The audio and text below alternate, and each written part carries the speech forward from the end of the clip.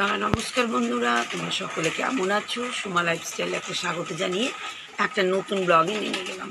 আর আজকে সকালবেলা ঘুম থেকে উঠেই দেখছি বৃষ্টি পড়ছে। তাহলে বৃষ্টির ভিউটা তোমাদের একটু দেখিয়ে দিই। আর গোলাপ ফুলটাও দেখো কত জোরে বড় হয়ে ফুটে গেছে, ভালোই লাগছে। আর রঙটাও কিন্তু দারুণ এসছে এবার। কিন্তু বাইরে কিন্তু প্রচুর বৃষ্টি পড়ছে আর ভালো লাগছে। কিন্তু খুশির দিকে এক্সাম আছে, ওটা একটা চিন্তা যাবে, বৃষ্টিটা থেমে যায়। সকাল সকালে শুরু হয়ে গেছে দেখছি বৃষ্টি, বলেছিল খবরে বৃষ্টি হবে, কিন্তু এই যে বৃষ্টি শুরু হয়েছে এটা একটা প্রবলেম। কারণ স্কুল আছে পরে, স্কুল তো সব ছুটি কিন্তু কলেজগুলো তো সব চলছে না, সেটাই ব্যাপার। অফিস টফিস সব আছে, আমারও অনেক কাজ ছিল, একটু বাইরে টাইরে যেতে হতো। কিন্তু এদিকে বৃষ্টি, পরিবেশ কিন্তু দারুণ সুন্দর করে দিয়েছে। আর কি হাওয়া বইছে ভাই, দারুণ লাগছে জানো তো।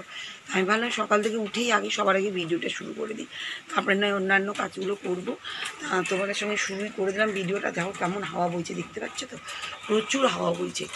আর কী বলো তো, আস্তে আস্তে দেখছি বৃষ্টি থেমে গেল। আর এই দেখো, এই কুকুরগুলো মারামারি লেগেছে। আর আকাশ কিন্তু এদিকে পরিষ্কার হতে লেগেছে। ওই বাবা রেখেছিলাম, চিনাচ্ছি কুকুরগুলো জানো তো। তা কী করবো, ভালোই হচ্ছে। কারণ বললাম যে তোমাদের যাদের সব কলেজ টলেজ আছে তাদের তো মুশকিল। আবার স্কুল, সেগুলো একটু মুশকিল না, যেতেই হবে ওগুলো। স্কুল তো নেই, আবার তোমাদের বলতে বলতে ভুলে যাচ্ছি। স্কুল নেই, আছে তো কলেজ, সবাই কলেজ আছে। আর দেখো সঙ্গে না আমি খাটের তলাটাকে একবারে করে দিচ্ছি ঝাঁট। খাটের তলাটা পরিষ্কার থাকবে যখনই ঝাঁট দিই আমি, সেই সকাল হোক রাত হোক আর দুপুর হোক আর দিন হোক, যখনই ঝাঁট দিই আমি তখন কিন্তু আমি একবার করে খাটের তলাগুলোকে ঝাঁট দিয়ে দিই। তাহলে আবার পরিষ্কার থাকে। আমার নিজের ঘরটাই তো পরিষ্কার হচ্ছে না, সেই জন্য সুবিধা থাকে। আর এই দিকটাকে একটু করে নিই। চারিদিকে তো মানে কী বলো তো, আমার বাড়িতে অন্য কিছু নয়, চুলে ভর্তি। এত চুল নাই, দেখো সব চুলই বার হচ্ছে ঘর থেকে। কি বলতো, ঘরে ঝাঁঝাটা দিয়ে নিয়েছে আর মুছে দিই। কি হাওয়া, সব হয়ে গেল এদিককার কাজ। এবার যাবো ঘরে প্রচুর কাজ, চলো দেখাচ্ছি। এই দেখো, দেখাচ্ছি তারাও। আর এই চা পাতাটাকে জায়তুন দিকে দিয়ে আসলাম। এখন আমরা সরিয়ে রাখি, কারণ দুটো কড়াই করা এটা নিব, সরিয়ে দিয়ে এটাকে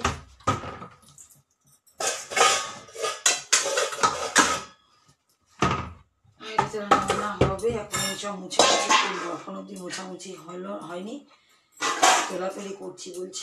সকালবেলায় অনেক ডিউটি, শুধু ওই যে রান্না করা আর থাকাটাই শুধু নয়, সকালের ডিউটি মানে অনেকটাই ডিউটি। আর করতেও ভালো লাগে আমার, করতে ভালো। শরীর ঠিক থাকলেই ভালো। তুমি জানো তো, ওই আমার একটু এলার্জি হচ্ছে। আমার চোখের পাশটা তোমাদের সামনে আমি ভিডিওতে আমি আসবোই না। চোখটার একটা পাশে এমন ফুলেছে, চোখটা না মানে ফুলে গিয়ে বন্ধ হয়ে যায় মতন অবস্থা। আর এই ঝুড়িটা কালকে অনেক প্রয়োজন, কালকে আঙুরগুলো ধুয়েছিলাম, সব এর মধ্যে ধুয়ে রেখেছি, দিয়ে পরে কাপড়ের মধ্যে রেখে দিয়েছি জানো তো।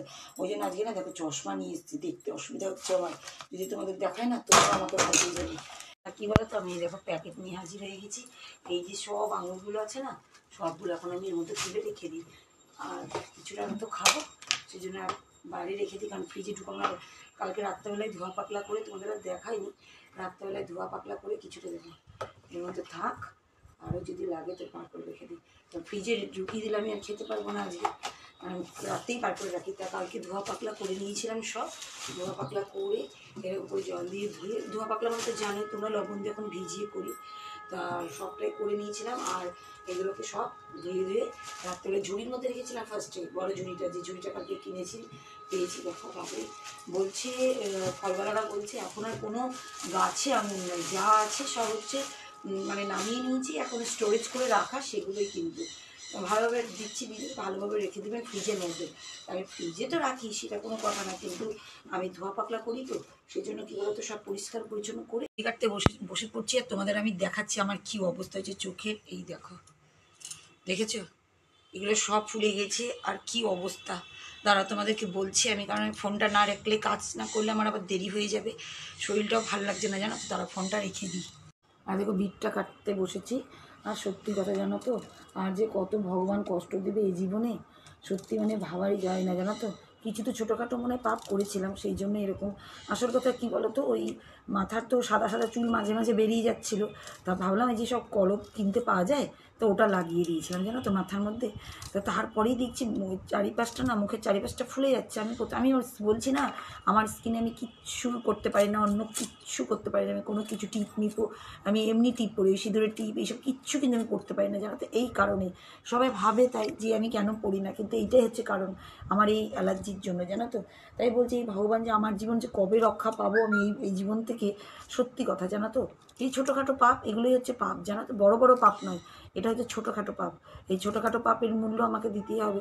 পাপ যতদিন আমার থাকবে ততদিন, তা ভগবান তুমি আমার রক্ষা করো বাবা, তুমি আমার তাড়াতাড়ি মুখ চোখ চেহারা ঠিক করে দাও, নাহলে চোখের খুব প্রবলেমটা হচ্ছে আমার জানো তো। কাজ করতে চলে আসলাম রান্নাঘরে ভাতটাকে ঢাকতে, ভাতটা একটু হয়েই গেছে। ভাতটা যেগুলো কী বলো তো, এগুলো হচ্ছে ছোটোখাটো পাপ, আর কিছু না।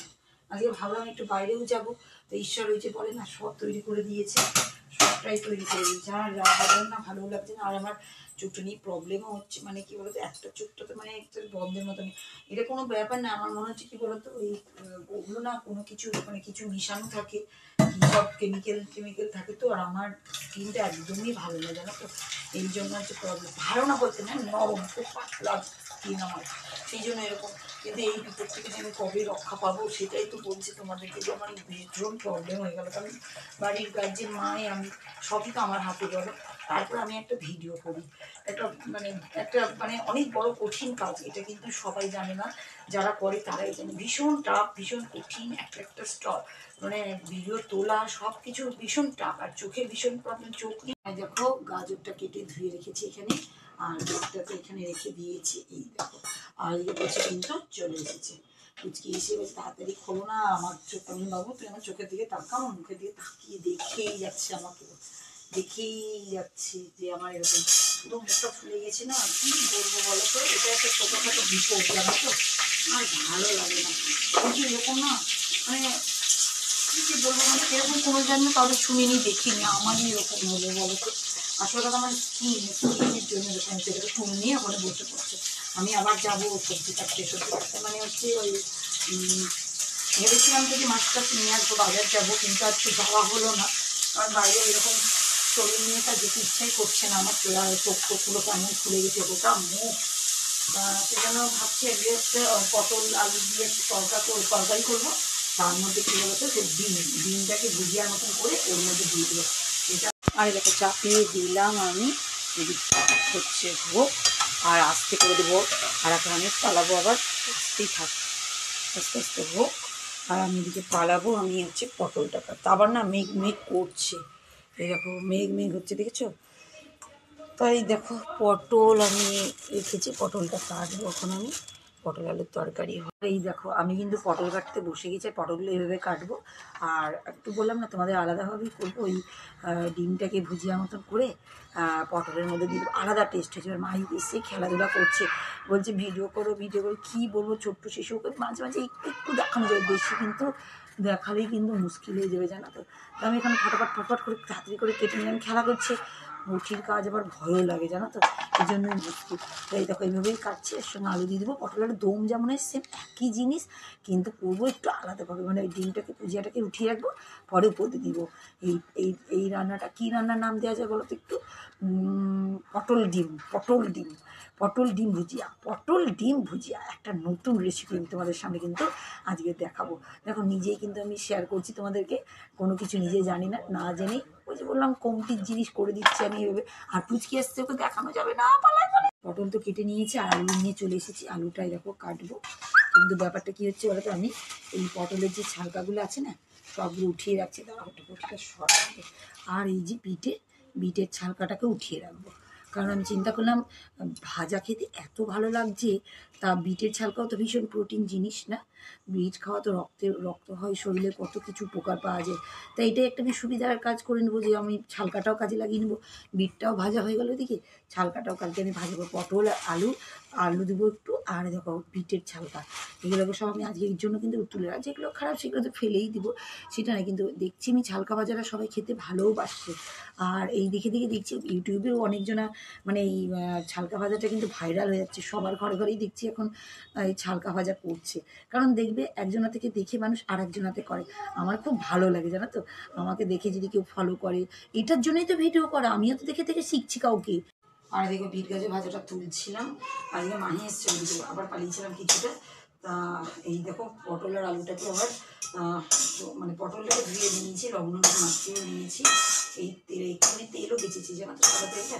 আমি আর তেল তো ছেঁকে করি, তেল একদম বেশি খাই না আমরা। আর এই ওই কী বলবো তোমাদের, সাদা তেল বলি, ওই যে রাইস অয়েল বলে না কি বলে না, আমরা দেখো বাংলার কথাই এরকম বলি, সাদা তেলের কথা, সেই জন্য আমরা এরকমই বলি। তা যাই হোক, এই দেখো ভাজাটা দিকে হয়ে গেল, এটা এখন নামিয়ে আমি এদিকে রাখবো। আর দিকে দাও এটা আবার চাপিয়ে দিই পটল আলুটাকে। আর এদিকে ডিমটা ভেজে তুলে রাখবো, পটলটাও ভাজবো। প্রত্যেকটা পটলকে কিন্তু, পটল আলুটাকে আলাদা আলাদা করে ভেজে আমি কিন্তু তুলবো। এই দেখো, আর এদিকে একটু ভাজাটাকে এখন ঢুকিয়ে রেখে দিই। আর তারপরে আলুটা কাটবো। আর এদিকে ডিমটা কোথায় রাখলাম, ও ডিমটা ওইদিকে ডাইনিং টেবিলেই রাখা আছে। তারপরে চাপিয়ে দিয়ে এদিকে তেলটা গরম হয়ে যাবে। আর কি বলতো, আলুটা ভাজা গেছে, তুলে নিই। এই দেখো পটল আলু সব ভেজে নিয়েছি। মাঝখানে মাহি এসে আবার জামা নিয়ে এসছে, জানো তো কিছু করে ও, সেই খেলা, জামা পরিয়ে দাও, এই করে দাও, ও করে দাও। এবার আমি কী করবো বলতো, বেশি ডিম না, একটাই ডিমকে আমি ভেজে আমি একটু উঠিয়ে নিয়ে যাবো। আমি আগে এটা উঠিয়ে নিই। কি হয়েছে বাবু, দাঁড়িয়ে আছো? দাঁড়াও, কি করবো বলো।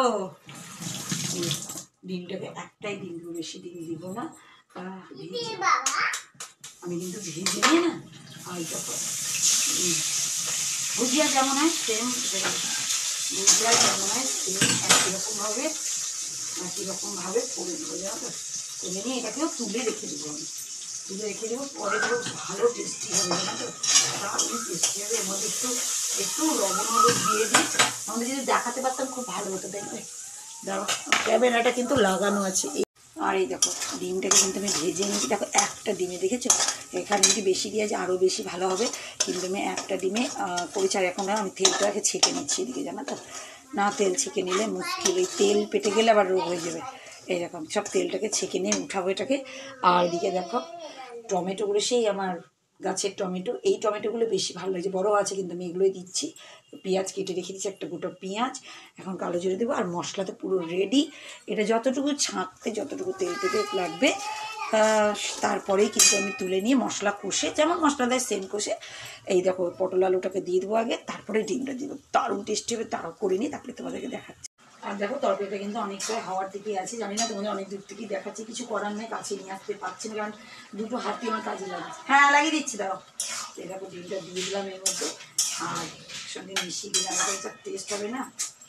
ভুজিয়া ডিম পটল, ভুজিয়া ডিম পটল, ডিম পটলের ভুজিয়া, যে কোনো একটা নাম দিয়ে দিলেই হয়ে যাবে। রান্নাটা কিন্তু দারুণ, ভুজিয়া ডিম পটল, দারুণ সুন্দর। লাস্টে দেখুন একটু গরম মশলা দিলে তো একটা আলাদা ফ্লেভার চলে আসবে। আর এখানে দেখো আমি একটু বেশি করে, না বেশি এবার দিলে পেট গরম হয়ে যাবে, জানো তো, একটু গরম মশলা দিয়ে দেবেন। গরম হয়েছে একদম, কারণ আমি তো রান্নাটা আগেই বুঝতে পেরেছি। আর ডিম দিয়ে দিয়েছি, এবার মানে একদমই আলাদা হবে, একদমই আলাদা। বেশি ডিম দিলে আরও বেশি হতো, কিন্তু একটা ডিম দিয়ে আজকে ফার্স্ট করছি তো, তোমাদের বললাম নতুন রেসিপিটা একটা, ডিম ভুজিয়া পটল ডিম ভুজিয়া, সেই জন্য পাবো নিউ স্টাইলিশ, একদম কিন্তু আলাদা। আর এরকম করলে না, আমাদের ঘরটাকে তো, এই ঘরটা মোছা হয়ে গেছে, এবার এই ডাইনিংটাকে মুছবো, এই ঘরটাকে। কি ঝামেলা জানো তো। আর ওদিকে এই জলও চালিয়ে দিয়েছি, গিজারের জলটা একটু, আমি না ওই চোখটা এরকম হয়েছে তো, ওই জন্য একটু গরম জলটা একটু দিব, জানো তো, নাহলে মুশকিল ব্যাপার। আর খুশি বলছে ওর অ্যালার্জির ওষুধ আছে, মামি তুমি ওষুধটা খেয়ে নাও, নাহলে ডাক্তারখানা যাও, তোমাকে দেখেই আমার ভয় লাগছে, তাই বলছি, কলেজ থেকে এসেছি, জানো কী বলবো। ভয় করলেই ভয় করা যাবে না, শান্তি করে দেখ, আস্তে আস্তে ঠিকই হয়ে যাওয়া। আমি নিজেই বলছি, জানো তো, মেয়েকে আর কী বলবো, মেয়েই বলছে মাম্মি তোমাকে দেখেই আমার ভয় লাগছে। এবার কী করবো বলো, মা আমি তো গার্জেন ঘরের, আমি যদি ভয় পাই তাহলে তো মুশকিল ব্যাপার। তাই এদিকে আবার দেখি সব করে আওয়াজ দিচ্ছে ওদিকে, আবার তা তাড়াতাড়ি করে আমি মুছে নিই, জানো তো, মোছা হয়ে গেলে চলে যাবো স্নান করতে। স্নান করে নিলে বাবা একটু বসতে পারবো, তারপরেও কত কাজ থাকে, কাজ কি শেষ আছে বলো, একটাও কাজের শেষ নেই। তা বন্ধুরা চা তো খাওয়া হয়ে গেছে, চায়ের কাজ কমপ্লিট। আর দেখো দুটো প্যাকেট তেলে নিয়ে চলে এসেছি। এখন না তেলগুলোকে, তেল আছে ওর মধ্যে, কিন্তু পুরোপুরি 1 লিটার করে এগুলোর মধ্যে ভরে রাখলে কী হয় বলো তো, সুবিধা হয়। আর বোঝার স্বার্থে দেখো আমি এটার জন্য লাল তেল, মানে সর্ষের তেল এটার মধ্যে রাখি। আর এই দেখো এটা হচ্ছে সাদা তেল, তোমাদের সাদা তেল বলে না, দেখো রাইস ব্র্যান্ড হেলথ, এটা কি বলতো, এই জন্য এই নীলটা রেখে তাহলে বুঝতে পারা যায়। তা আমি না কি বাবা ও জলের মধ্যে রেখেছিলাম তো সেই জন্য, জানো তো। তো আমি একটা একটা করে তেলগুলো এখন ঢেলেও নিই, আর তোমাদের সঙ্গে একটু কথাও বলে নিই, আর ভিডিওটাও শেষ করে দিই। তো এইসবই কাজ, সেরকম বড় কোনো কাজ নেই, এইসবই কাজ। আর ঘরে একটু জামা কাপড়গুলো গুছাবো, এইসবই কাজ আছে, তাছাড়া কিছু নাই। আর এবার চলে যাব, দিয়ে ভিডিওটাকে এডিটিং করব, তোমাদের ভিডিও দেখবো বললাম, তারপরে হচ্ছে কমেন্টের উত্তর দিব, মানে অনেক কাজ। তা আজকের মতন বন্ধুরা ভিডিওটা কিন্তু যেরকম হয়েছে তোমরা দেখো আর আমার সঙ্গে